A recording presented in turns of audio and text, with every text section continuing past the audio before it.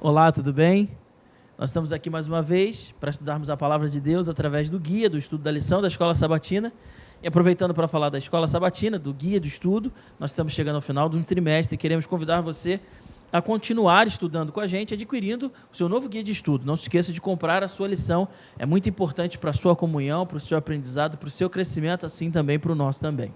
Nós estamos aqui hoje com os nossos amigos mais uma vez para estudarmos a Palavra de Deus. E hoje nós vamos estudar por que na Bíblia muitas vezes parece ter contradições. É o que deve te interessar muito. Então, eu quero te convidar, então, se você ainda não é inscrito nesse canal, a se inscrever, a deixar aquilo que você tem aprendido nos comentários. E se você tem gostado desse vídeo, está gostando dos vídeos, curta, compartilhe com outras pessoas para que eles possam aprender mais também, assim como nós temos aprendido. Então, pegue sua Bíblia, sua lição, sente-se aí, estude conosco.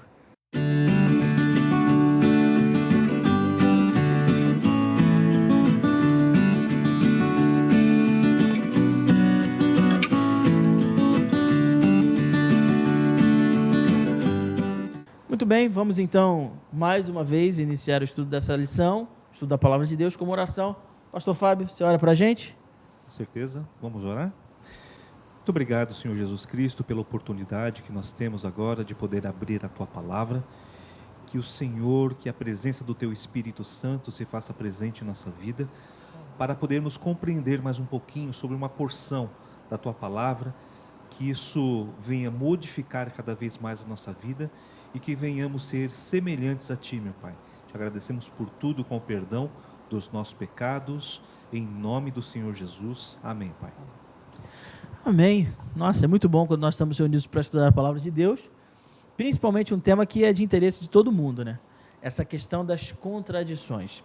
E a lição da Escola Sabatina trouxe um texto para que nós pudéssemos, através dele, ter uma compreensão da nossa atitude em relação a essas questões. Eu quero convidar então o pastor Ricardo para que ele possa ler esse texto, que está em 2 Timóteo, do capítulo 2, do verso 10 ao verso 15, e que depois ele possa explicar para a gente um pouquinho como esse texto ele traz assim, informações e ensinos para nós a respeito de como lidar com essas situações. Pastor Ricardo. Ok, então vamos à leitura, né? Texto um pouco grande, mas acompanhe comigo, por favor, a leitura de 2 Timóteo 2, 10 a 15. Por esta razão, tudo suporto por causa dos eleitos, para que também eles obtenham a salvação que está em Cristo Jesus com eterna glória.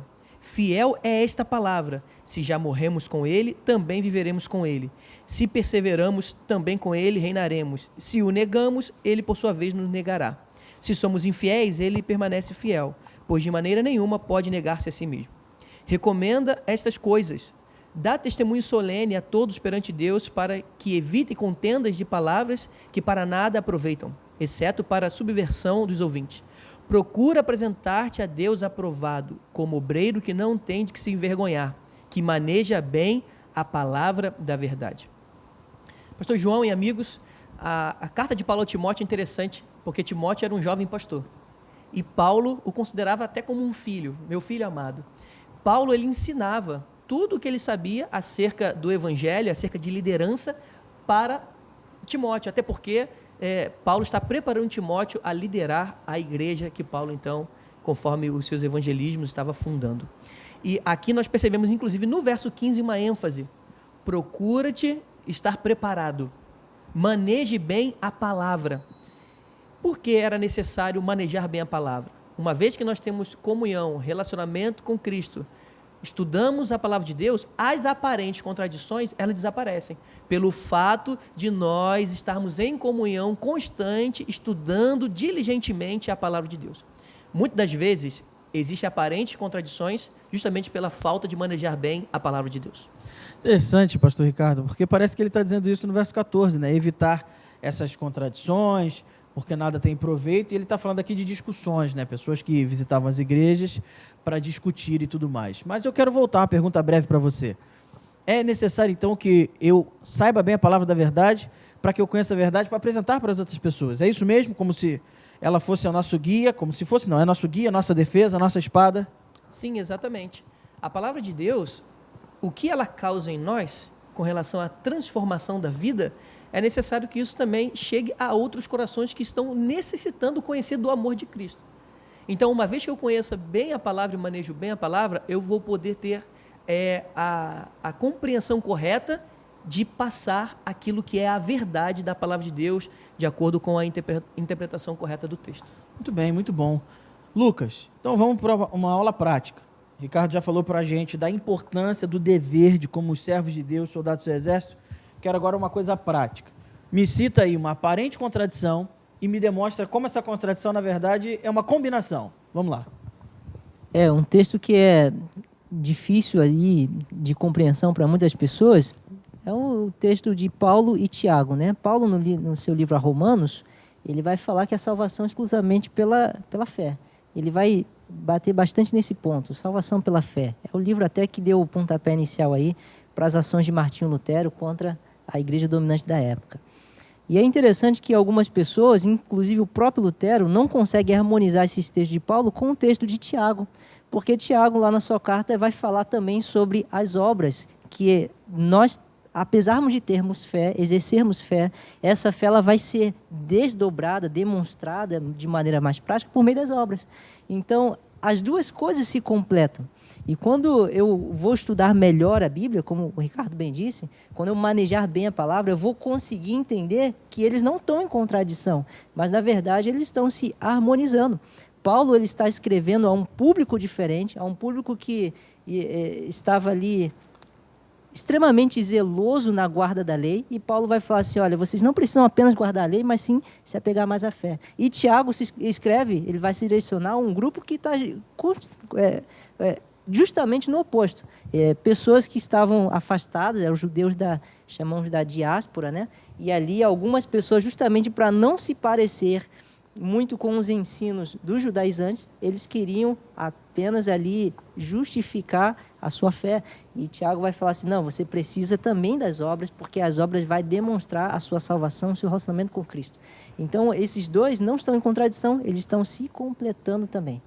Então, isso é importante, a gente manejar bem a palavra, entender o contexto, entender o público-alvo, para que a gente consiga compreender bem o texto, e a gente vai perceber que essas contradições elas são meramente aparentes, não são verdadeiras, verídicas de fato, elas são apenas aparência, né?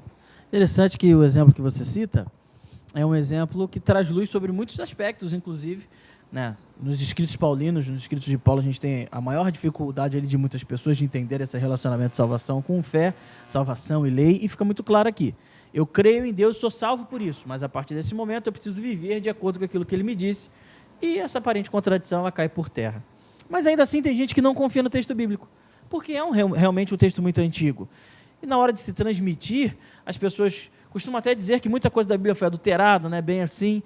E a gente tem o privilégio de ter essa semana um grande amigo, contemporâneo de colégio, pastor Fábio, estudou com a gente no NASP, e a sua função lá no NASP, além de ser estudioso da Bíblia, como nós, ele exercia a função de editor, de revisor, de fazer a diagramação de muitos livros ali, inclusive na área teológica. E ele é a pessoa que pode dizer com propriedade como é que esses erros ocorrem tanto na Bíblia quanto na área comum. Explica para a gente um pouquinho. Eu posso confiar no texto da Bíblia que a gente tem hoje, pastor Fábio? Muito boa pergunta, João. E é interessante isso que você citou, né? Porque na questão da redação, no caso, o exemplo lá da Unaspres, não é? A gente tem que entender, quando vinha um texto de algum autor, né, de algum irmão, algum pastor, esse texto ele era de um produto humano, nós como somos falhos, pecadores, enfim, né? Então ele precisava passar por uma avaliação, um texto ali, uma avaliação dos textos que talvez estavam errados, né? Enfim. Então, era preciso passar por esse processo, né? De estarmos corrigindo, tanto na parte gramática, algumas palavras, enfim, né? Agora, em relação à Bíblia, não é? Que é um bom link esse aí, a Bíblia, ela é inspirada por Deus. A Bíblia é uma revelação divina dada pelo Espírito Santo aos homens que Deus escolheu a dedo. Aí Deus deu essa revelação para essas pessoas, e aí também o processo de inspiração, ao momento que ela escreve, inspirada também pelo Espírito Santo. Então a gente pode entender que a Bíblia é um produto divino, porém humano também. E essa parte humana, Deus teve que se comunicar, por quê? Para que nós pudéssemos entender ela. Mas é claro que a Bíblia tem alguns erros? Tem, sim, tem alguns erros, claro, mas isso não vai comprometer a verdade aquilo que Deus está querendo passar para nós. Por exemplo, o processo que houve antigamente, no Antigo Testamento, no Novo Testamento, em relação às cópias. Hoje nós não temos mais um original bíblico, não temos mais, né? Mas nós temos cópias de cópias, alguns artefatos arqueológicos que foram achados e foram datados. Por exemplo, temos aí muitos que desde do segundo século, talvez, depois de Cristo, né? E alguns até antes. Mas enfim, por quê? Porque também houve esse produto da parte humana. Há alguns erros? Há. Algum copista copiou, aí a falta de atenção, principalmente no Novo Testamento, que eles não davam muita importância na questão de perseverar ali em copiar certinho. Mas, na realidade, houve sim, no processo ali que eles copiaram, né, houve algumas falhas. Mas isso, volto a dizer, não comprometeu a verdade que Deus quer dizer para nós aqui. Foram poucas coisas. Então, a Bíblia é de confiança. A gente pode confiar porque é um produto de Deus. Amém. Hoje, então, nós aprendemos coisas muito importantes, queridos amigos e querido colega e irmão que estuda conosco. Nós aprendemos da importância de estudarmos a palavra de Deus. Ele requer de mim, ele gostaria que eu conhecesse bem a sua palavra, para que eu a manejasse muito bem. Toda a aparente contradição, e esse é o segundo ponto do nosso aprendizado, ele é resolvido quando eu estudo toda a palavra de Deus. E, por fim, por mais que muitos digam que não, eu posso confiar na Bíblia. Os erros cometidos ali são erros muito simples, de cópia, de transmissão, gramaticais, mas nunca na mensagem. A mensagem é fiel e verdadeira, e ao estudá-la de maneira pontual, com o guia do Espírito Santo, nós chegaremos à verdade. Quero convidar você para continuar aí conosco por estudo de segunda-feira, e que Deus te abençoe.